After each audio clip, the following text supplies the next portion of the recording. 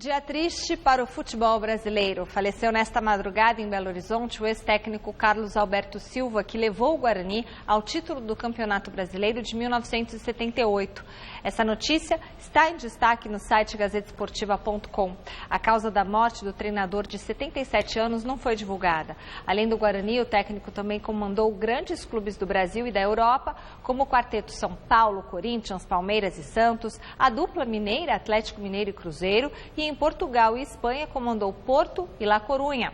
Carlos Alberto Silva também levou a seleção à medalha de prata nos Jogos Olímpicos de Seul, em 88, e ao ouro nos Jogos Pan-Americanos do ano anterior. Ele estava aposentado do futebol desde 2005, quando ele passou a comandar uma empresa de turismo em Minas Gerais. Carlos Alberto Silva fez história no futebol brasileiro, não é mesmo, E Celso também Cardoso em Portugal, né, Flávio? Em Portugal também foi bem, Porto. né?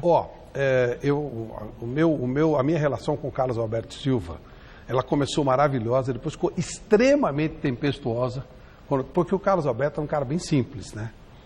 E tosco, às vezes. E numa dessas dele, tosco de lá, tosco de cá, virou uma guerra, né? Então, quando ele passou pelo São Paulo, eu tive grandes brigas com ele, ele falava assim, você me derrubou do São Paulo. Eu falei, pô, você está me dando um poder que eu não sabia que eu tinha. Mas isso foi um período, depois a gente teve um relacionamento excelente, que era um bom cara, Sim, cara muito legal. Sim. Principalmente na Copa da França, ele foi ver a Copa da França, e lá a gente ficou muito tempo juntos, 98, batendo papo. De vez em quando eu ligava para o Carlos Alberto, e ele dizia assim, cara, liga de vez em quando, puxa, é tão ruim ficar longe do futebol. Amante do futebol, um cara que deixa uma história importante, uma história legal, e que talvez merecesse mais homenagens do que teve. Por exemplo, não sei se há um livro sobre a vida do Carlos Alberto Silva. É um cara que revelou muita gente boa, um cara que conseguiu uma proeza extraordinária, né? Nenhum time do interior do Brasil conseguiu um título nacional. Claro. E ele conseguiu com o Guarani. Então, não era um estrategista, mas ele sabia levar bem os grupos, né? Lamento muito, muito triste com a morte do Carlos Alberto. E quando a gente fala também de treinadores sem dificuldade para trabalhar na Europa, ele não teve... Tudo bem, Portugal, mas ele, né, foi razoavelmente na Espanha também, num bom time do La Corunha. Exatamente. E como repórter também tive o prazer de conviver com ele. Ele trabalhou no Corinthians, eu atuava como repórter na época.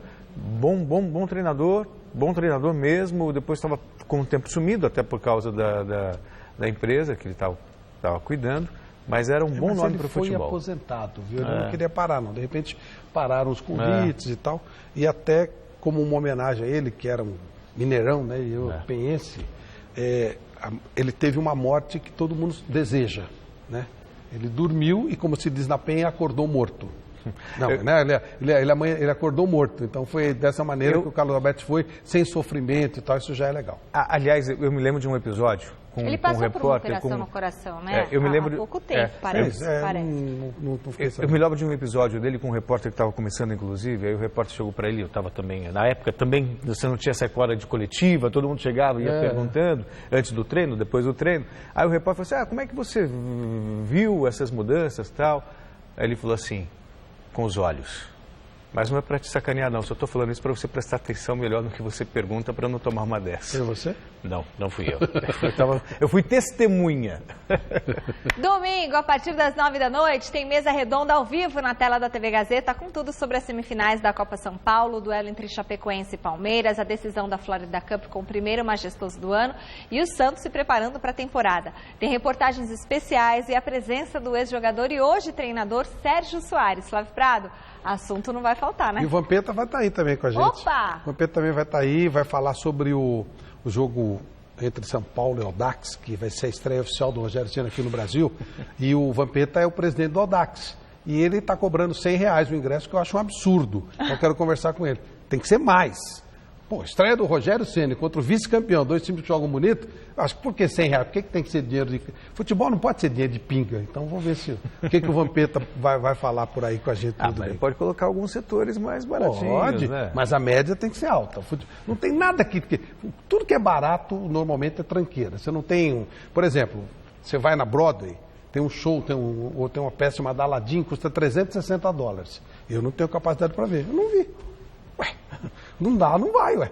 E outra, parece que a torcida uniformizada não vai boicotando. Então vale mais o ingresso. Sem torcida uniformizada fica limpo. Aí tem que pagar até mais caro, porque é melhor, ficar uma coisa familiar, mais decente. Eu acho que é legal.